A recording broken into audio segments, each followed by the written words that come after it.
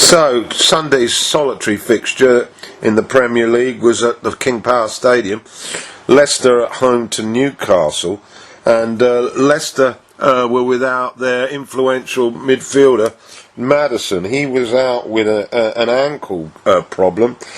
Pratt substituting for him. For Newcastle, Kraft was back, and Shelby, he was on the sidelines with a hamstring twinge.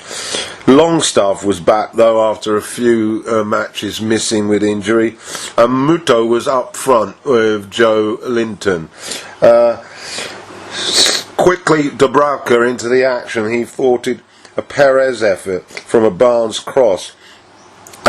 Response by Newcastle. Hayden had a snapshot which fizzed across the penalty area, but Muto just unable to get a foot on it, so it went harmlessly wide. And then 15 minutes, Ricardo picked the ball up just inside Newcastle half. He ran full pelt towards the penalty box, and Newcastle's defenders backed off and kept on backing off, and eventually Ricardo found himself in the box, and he hit a sweet left foot shot in the corner, and the Foxes were 1-up. So after that, it looked like that they were going to take over, and it was all Leicester. However, Dubravka managed to foil Chilwell, who got into the 6-yard area. Newcastle were clinging on, really. Tielemans was providing all that confidence from passing that Maddison usually did, so he wasn't really being missed. On 43 minutes, a really nasty challenge by Hayden following through dangerously led to a red card, and so things were worse now for Newcastle. They were down to 10, and in added time, but Barnes had a chance to double their lead, but his shot just went over. Into the second half then, and it didn't take long for Leicester to double their lead. Barnes feeding in Vardy. His shot went through the between the keeper and the post, on the keeper's near post. Definitely a goalkeeping error, but Vardy wasn't complaining because they were 2-up. And then another raid 3 minutes later on minute 56 by the Foxes, and Pratt advanced into the box on the right, and his shot took a deflection admittedly, but it went in the corner, and it was 3-0 now for Leicester. They were running riot now, and on 63 minutes, a beautiful cross from Albrighton on the left. Vardy's anticipation was perfect.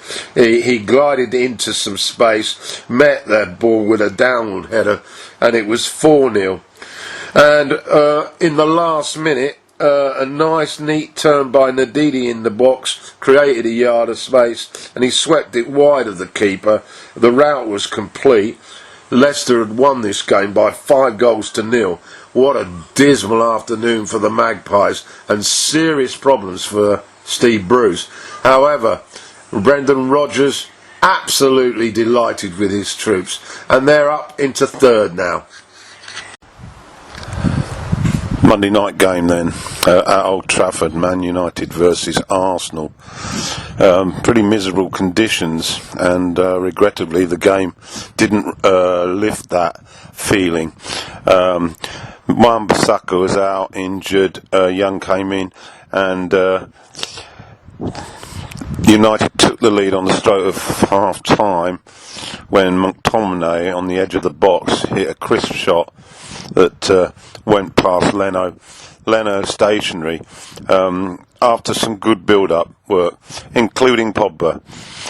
Into the second half, and things didn't get much better, and eventually on 58 minutes, Aubameyang, who else?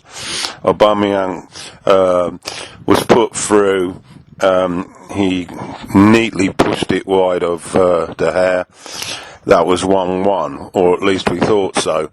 And then an offside flag was seen, and so VAR came in, and VAR overturned it and the goal stood. So 1-1, and really, although I saw some brief highlights, the game was a poor shadow of encounters in the past between these two sides.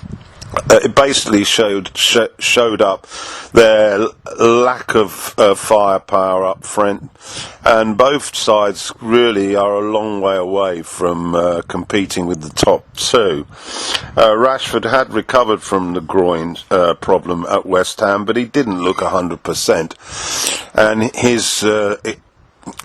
his pace was certainly lacking, so I don't think all was well there. Pogba, well, once again, he fails to live up to his billing. For the Gunners, Pepe and Saka, well, they seem to have left their shooting boots in the dressing room, and Cabellas, who has looked good for Arsenal, was on the bench. He did come on, but I can't understand why he isn't being picked by Emery. Anyway, James was pacey for United throughout, but his final ball is lacking. Overall, a pretty scrappy affair. Both sides left wanting, and the stadium lacked atmosphere. Maybe the weather conditions contributed to it. Anyway, the result, a 1-1 draw, leaves Arsenal in 4th. Man U are down in 10th. That's the worst start after 7 games in the last 30 years. So plenty of problems for Solskjaer. So that's week 7 complete. Some good matches, I thought. I particularly liked the match at Vitality Stadium, Bournemouth and West Ham. These two teams are attacking. No surprises for the top two, and they remain head and shoulders above the rest. Leicester are into 3rd, and Arsenal, as I mentioned earlier, are 4th. At the bottom, it's as you were, Watford and Newcastle propping up the division. So that's week 7, as I say. The results show complete. We'll see you for the predictions. Oh yeah, and there's going to be a show, at least, probably 2 shows this week on the Champions League Matchday 2.